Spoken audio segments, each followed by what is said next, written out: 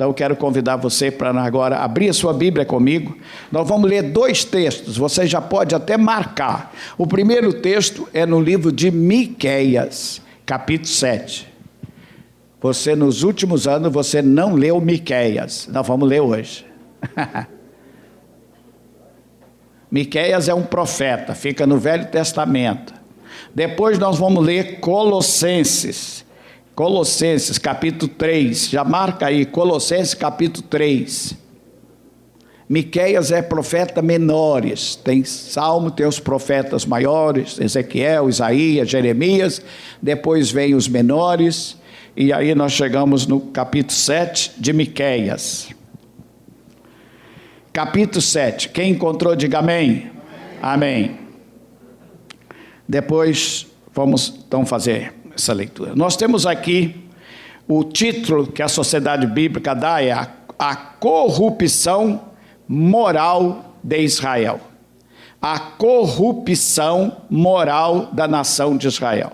Foi esse tempo em que viveu o profeta Miqueias. Ele diz assim: ai de mim, porque estou como quantos são colhidas as frutas do verão, como os rasbiscos da vidma. Não há cacho de uvas para chupar, nem figos temporões que ainda que a minha alma deseja. Pereceu da terra o piedoso, não há entre os homens um que seja reto. Todos espreitam para derramar sangue. Cada um caça o seu irmão com rede. As suas mãos estão sobre o mal e o fazem diligentemente.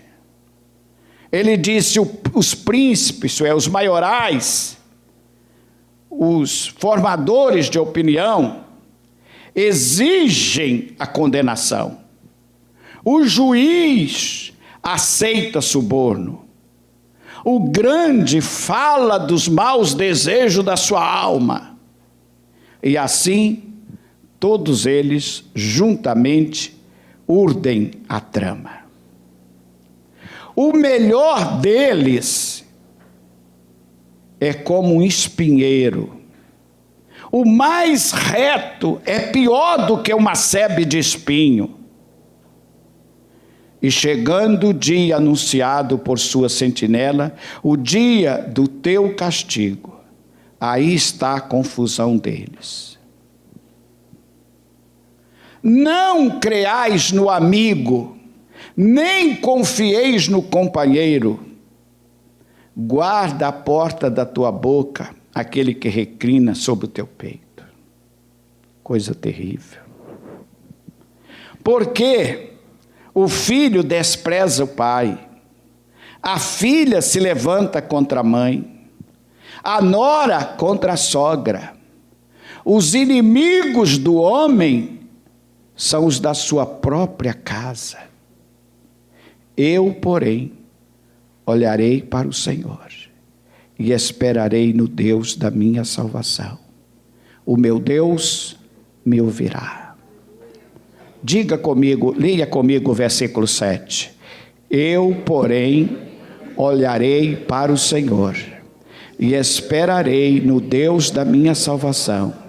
O meu Deus me ouvirá. Amém. Vamos para Colossenses agora. Vira lá no final da sua Bíblia, você vai encontrar o livro de Colossenses, capítulo 3.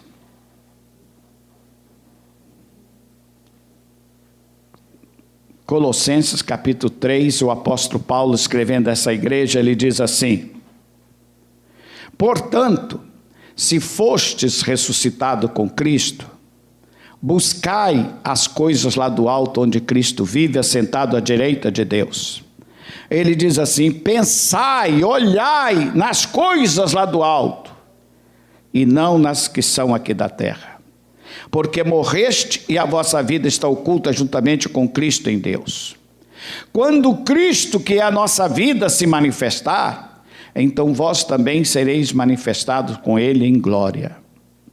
Fazei, pois, morrer a vossa natureza terrena. O que é isto?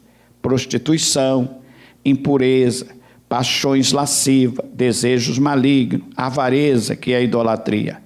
Por estas coisas vem a ira de Deus sobre os filhos da desobediência. Ora, nestas mesmas coisas andaste vós também noutro tempo, quando vivias nela. Agora, porém, despojai-vos igualmente de tudo isto. De quê? Da ira, da indignação, da maldade, da maledicência, da linguagem obscena do vosso falar. Não mintais uns aos outros, uma vez que vos despistes do velho homem com os seus feitos, e vos revestiste do novo homem, que se refaz para o pleno conhecimento, segundo a imagem daquele que o criou, no qual não pode haver grego nem judeu, circuncisão nem incircuncisão, bárbaro, cita, escravo, livre, porém Cristo é tudo em todo. E podíamos continuar, mas vamos parar por aqui, porque a mensagem não termina aqui, a mensagem vai até o último versículo. Mas o que Paulo diz aqui? Se você já é cristão, se você é um novo homem, se você é uma nova criatura, buscai as coisas lá do alto. Pensai nas coisas do alto, olhai para as coisas do alto, onde Cristo vive, assentado à destra de Deus. Porque morreste, e a vossa vida está oculta juntamente com Cristo em Deus. E ele diz, quando Cristo, que é a nossa vida, se manifestar, vier, então vós também sereis manifestados com ele em glória. E Paulo, no meio deste caos em que nós vivemos, eu vivo e você vive, ele diz assim, fazei, pois, morrer a vossa natureza terrena. Faça você, tome a decisão de crucificar a sua natureza, tão má quanto aquela que foi lida lá em Miqueias. Faça morrer essa natureza que é cheia de prostituição, de impureza, de desejos lascivos, de desejos malignos, de avareza, que é a idolatria. E ele diz, por estas coisas vem a ira de Deus sobre os filhos da desobediência. Ele diz mais, nos quais você estava outrora lá. Todos nós estamos envolvidos nessas coisas, mas o Senhor aprove nos salvar. Queridos, nós, eu e você, como homens e mulheres de Deus, como cristãos, precisamos aprender a olhar as coisas, a ver as coisas. Todos nós vemos, graças a Deus, todos nós enxergamos. Mas eu sinto que eu preciso aprender a olhar. Eu preciso aprender a ver as coisas. Não com uma ótica carnal, humana, pervertida, arruinada, mas eu preciso ver as coisas pela ótica de Deus. Amém. Então, o título da minha palavra nesta manhã é Aprendendo a Olhar. Aprendendo a olhar. Nós às vezes pensamos que sabemos ver, sabemos olhar, mas não sabemos. Você tem um espaço como esse, e um leigo, eu leigo de arquitetura, olho e diz, poxa, está lindo, está maravilhoso, está brilhante, quem teve essa ideia? Mas uma pessoa capacitada para olhar, com cultura para olhar, um arquiteto de alto nível vai olhar e vai dizer, poxa, como está feio, poderia ter sido melhor, mais um detalhe criaria tudo diferente. Porque há uma diferença entre ver e ver. Ver e ver. Uma vez eu fui comprar um carro velho, há uns 25 anos atrás. E a pessoa que estava me vendendo era até um pastor. Mas um pastor que vende carro velho, cuidado com ele. Aí, esse carro é uma maravilha, é uma beleza isso.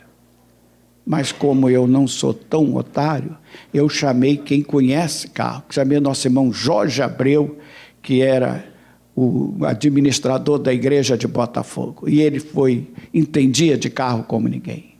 E ele olhou. E eu olhei e disse, está lindo, está maravilhoso, parece que saiu da loja agora. O Jorge olhou e disse, pastor, esse carro não vale nada, esse é um carro recuperado de seguro, já capotou, já bateu, já pintou. Por quê? Porque ele tem um olho para ver, ele sabe ver o que eu não sei ver. Então você pensa que sabe ver, mas nós precisamos ver com os olhos de Deus.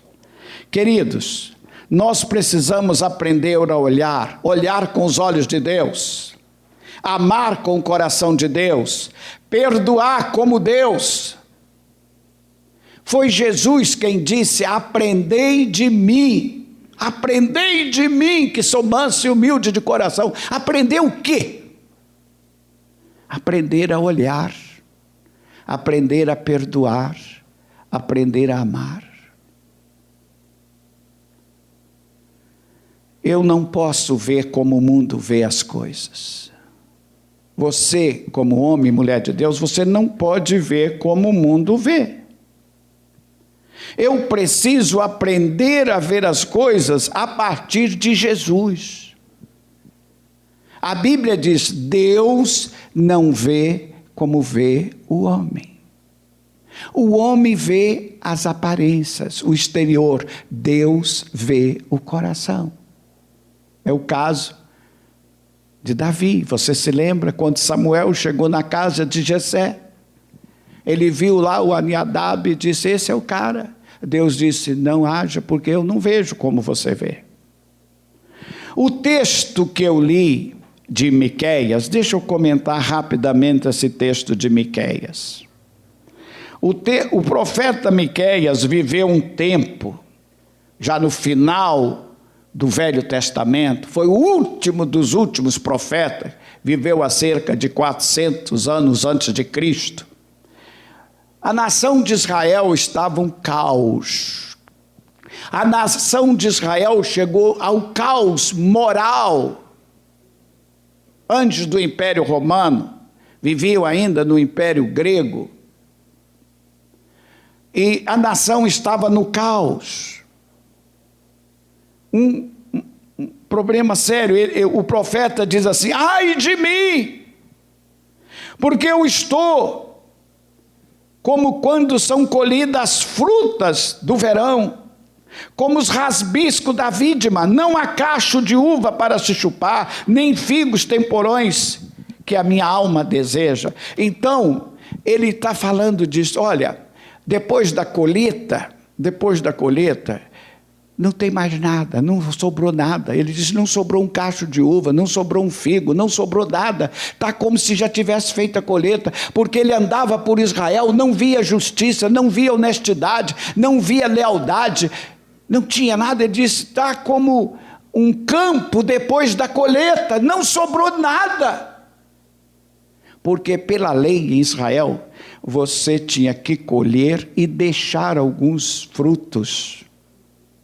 Pela lei de Moisés, você tinha que deixar alguns frutos para trás, que era exatamente para os pobres, para os miseráveis, para os estrangeiros, poder passar lá e ter uma fruta para comer.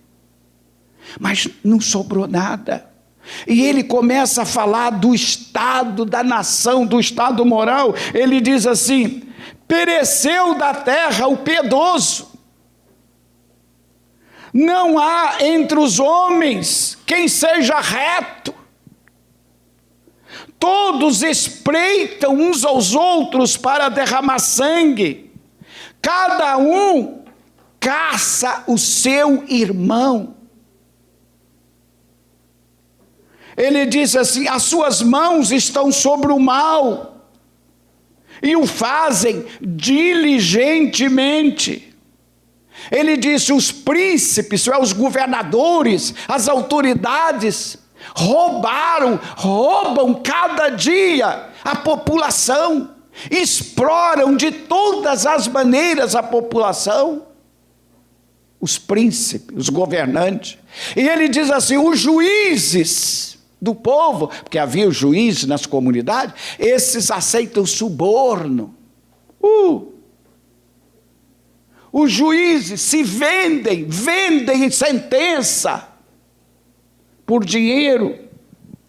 Ele diz: o melhor que tem é como um espinheiro. O mais reto é pior do que uma sebe de espinho. É chegado o dia quando anunciado por sua sentinela virá o castigo. Então, querido, ele está falando do caos moral, político, social, isto é, a classe dominante de Israel. O sacerdote é corrupto, o juiz é corrupto, o prefeito é corrupto, é uma desgraça que rouba a classe dominante. Esse é o tempo em que Miqueias viveu. E ele diz mais, olha aqui, ele diz assim: não creais no amigo, nem confieis no companheiro, guarda a porta da tua boca aquele que reclina sobre o teu peito. Meu Deus, ele disse: olha, você não pode confiar no seu vizinho, você não pode confiar no seu colega de trabalho, porque ele vai te trair, ele vai te roubar, ele vai te enganar. Ele disse: não creais no seu vizinho, no seu companheiro, no seu amigo, porque era um ninho de cobra. Isto é, a sociedade lá fora que estava assim. Eu pergunto a você, irmão, tem diferença dos dias em que nós vivemos, isso aqui? Tem diferença? Ou nós estamos vivendo esse tempo? Agora vamos lá. Vamos para o versículo 6. Porque o problema não está no governo, o problema não está na política, o problema não está na igreja. E eu ainda podia dizer que aqui não está, mas a religião judaica estava tão corrupta quanto o governo, quanto as autoridades. No tempo de Jesus, irmão, quando Jesus veio, a religião judaica era o centro da corrupção. Porque os sacerdotes, os escribas, os fariseus, aquela turma que crucificou Jesus, estava numa boa. Vivia. Apesar do Império Romano, eles viviam muito bem, porque eles se pactuaram com o governo. Olha, você não mexe comigo, eu não mexo com você. Igual a polícia às vezes faz pacto com as favelas, os traficantes. Olha, você não mexe comigo, eu não mexo com você.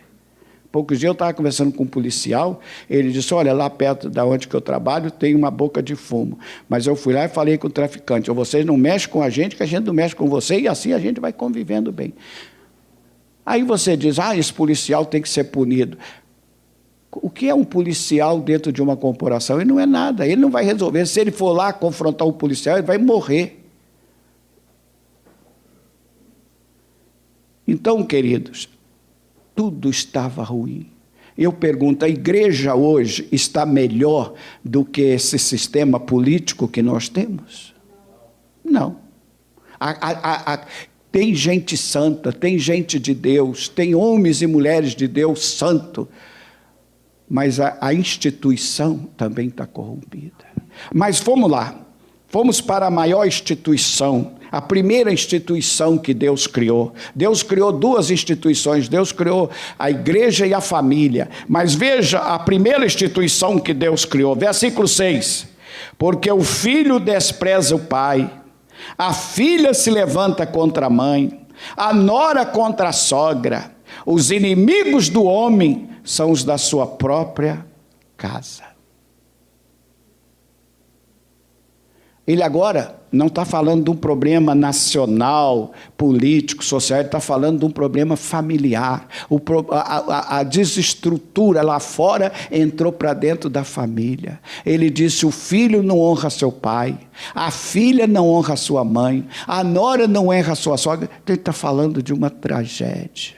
Mas o que eu quero chamar a sua atenção dentro do caos, e eu daqui para frente agora eu mudo a minha mensagem, eu mudo o nosso itinerário, eu quero mostrar a você o versículo 7. Você está com a sua Bíblia aberta? Leia o versículo 7. O que foi que diz o profeta Miqueias? Eu, porém, olharei para o Senhor e esperarei no Deus da minha salvação. O meu Deus me ouvirá. Vamos dizer mais uma vez. Eu, porém, olharei para o Senhor, esperarei no Deus da minha salvação. O meu Deus me ouvirá.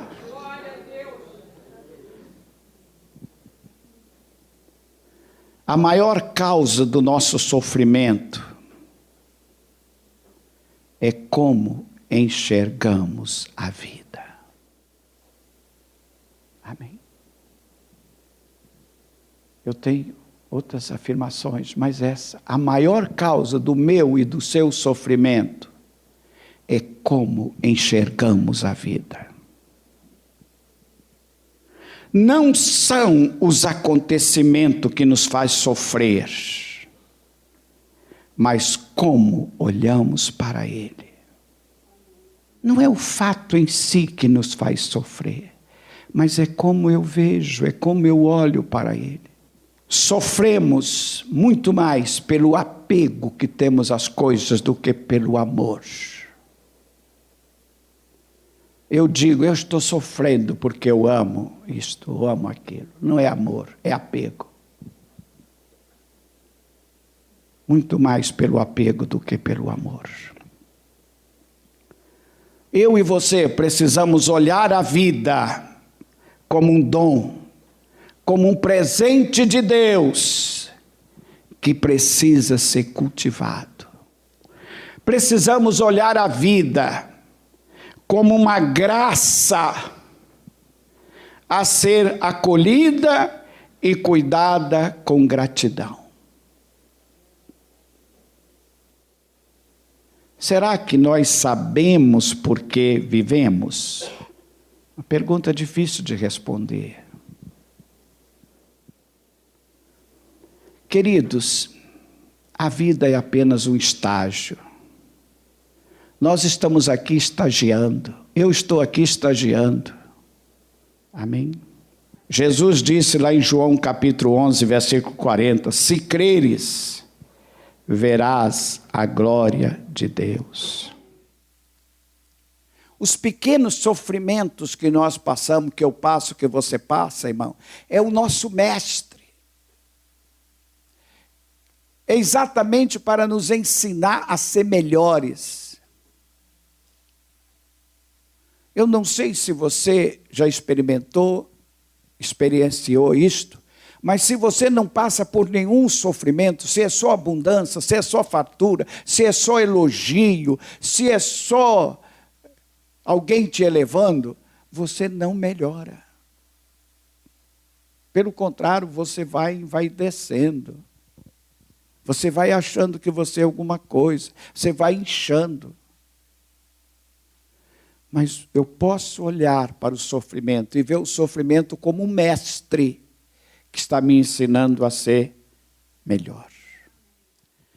Queridos, nós precisamos aprender a olhar para nós mesmos com paciência e generosidade.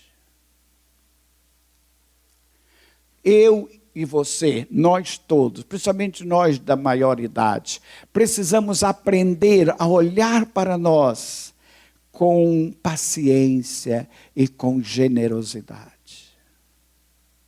Sabe por quê? Porque na maioria das vezes nós somos generosos para com os outros, pacientes para com os outros, mas somos exigentes exageradamente para com nós. Amém? Goste de você, ame você. Você é o que é. Você é o que é. Amém? E eu quero encerrar dizendo aquela palavra do apóstolo São Paulo. Se fostes ressuscitados com Cristo, juntamente com Cristo, olhai as coisas lá do alto, onde Cristo vive, assentado à direita de Deus.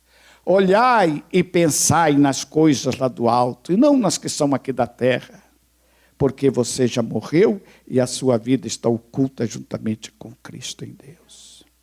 Quando Cristo, que é a nossa esperança, a nossa vida se manifestar, vós também sereis manifestados com Ele em glória. Fazei, pois, morrer a vossa natureza terrena, prostituição, a impureza, a paixão lasciva, os desejos malignos, a avareza, a idolatria, porque por estas coisas vem a ira de Deus sobre os filhos da desobediência.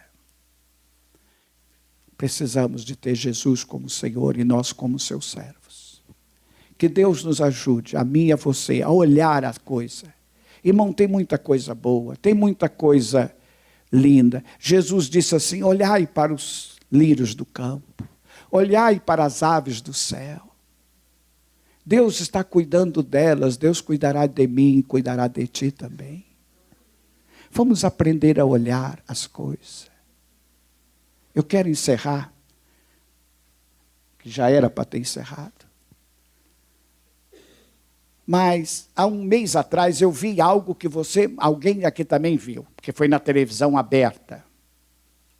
Em São Paulo, um homem morou 30 anos na rua, debaixo dos viadutos. 30 anos, um cidadão. Ele ficou barbudo, virou um bicho, 30 anos morando na rua. Mas ele não é bêbado, ele não é viciado em droga, nem em álcool. Mas ele tem algum problema mental. Deixou a família em Mato Grosso e veio morar nas ruas de São Paulo. 30 anos, barbudo. Mas este homem tem talento, tem virtude. Ele escrevia poemas. Uma moça de uns 25 anos que passa para ir para trabalhar debaixo do viaduto, aquele homem está ali malocado no meio do lixo, aquela moça via que sempre que ela passava, aquele homem estava escrevendo. E o que me chamou a atenção não é o mendigo, é a moça. Eu não quero falar do mendigo miserável, mas da moça. A moça linda, bonita, ela começou a parar e a olhar aquele homem, escrevendo. Ela tentou se aproximar uma vez, 2 vezes, 3 vezes para conversar com aquele homem. Ele era difícil de conversar, mas ela conseguiu sentar, conversar. E quando ela ofereceu dinheiro a ele, para ele se alimentar, ele transformou a oferta dela em poesia, em poema. Ela então, com a sua máquina fotográfica, com sua moderna máquina, ela fotografou aquele homem, barbudo, parecendo um bicho, jogou nas redes sociais. E a família, ele tem 4 ou 5 irmãos, um é fazendeiro, é família rica de Goiás. Viu ele na rede, ela disse, o poeta da rua. Ela escreveu, se tem família, se apresenta, um poeta, porque ele tem milhares de poemas, de poesias, que ele guarda dentro de caixas de leite. Ele lava as caixas que ele pega no lixo. Você viu isso? Alguém viu isso? Só eu vi. Então só eu vejo televisão. Eu estou descobrindo, mas ninguém vê. Você vê a novela, eu não vejo a novela, mas eu vejo reportagem. Então, esta moça joga na rede. O irmão de Goiás descobre, vem e pega aquele homem. E agora leva para casa, dá banho, leva ao médico. Ele não é um doido, ele é um intelectual. Ele é um poeta. E levou para casa, e agora, lá ao redor da piscina da casa do irmão em Goiás, ele está bem vestido, e através da notícia que correu, uma grande editora vai publicar os poemas daquele homem, como o mendigo poeta. Mas o que me chamou a atenção e me faz referir isto agora é aquela moça, é aquela jovem que passava por ali como milhares passam, mas ninguém teve olhos para ver aquele infeliz, aquele miserável, mas com cultura, não é bêbado, não é viciado, é apenas uma pessoa que teve algum problema mental e saiu de casa 30 anos morando da rua como um miserável. Mas é um poeta. Aquela moça viu e ela descobriu aquele valor. Ela tirou aquele homem da lata do lixo e colocou. E o irmão disse: ele a partir de hoje será cuidado por nós, velado por nós, porque nós perdemos o contato em 30 anos. Que olhos daquela moça. Eu pagaria para ir a São Paulo e beijar a mão daquela moça. Sinceramente, eu não gostaria, não tenho nenhum desejo de beijar a mão do Papa. Não porque não respeito, mas aquela moça, eu gostaria de abraçá-la. Eu gostaria, porque é uma pessoa diferenciada das demais, diferente de mim, diferente talvez de muitos de nós, que tem olhos para ver, que vê o que outros não veem. Irmão, eu e você precisamos dizer: Deus, me ensina a olhar como o Senhor. Me ensina a ver como o Senhor. Porque Deus não vê como vê o homem. Que o Senhor nos ensine a ver, a olhar. Vamos ficar de pé, por favor.